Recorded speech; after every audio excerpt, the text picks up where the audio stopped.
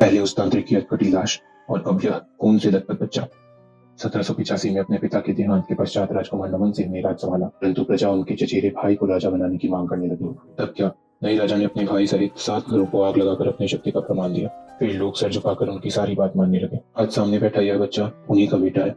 2 साल पहले मेरे यहाँ के स्कूल में तबादले के बाद यह पहला हफ्ता है जो इस गांव में इतना कुछ हुआ। रात भर सभी उस बच्चे के उठने का इंतजार कर रहे थे। सुबह से वह बेहोश था। कुछ 3 बजे होंगे।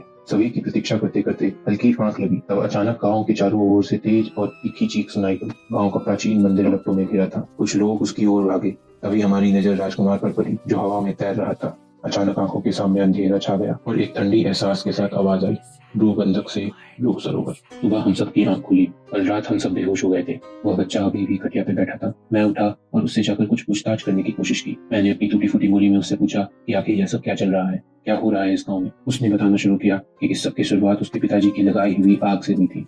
उसके चाचा की एक प्रेमिका थी जो कि महान तांत्रिक थी। उसने चाचा की मौत के बाद बदला लेने के लिए एक श्राप दिया था इस गांव को।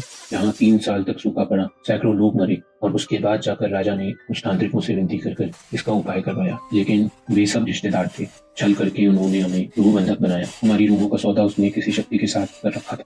तब से एक एक करके गांव से लोग गायब होने लगे। मैं पहला था। इतना बताने के बाद वह बच्चा शांत हो गया। फिर धीमे स्वरों में आवाज निकली, हम नहीं बचेंगे, विनाश निश्चित है।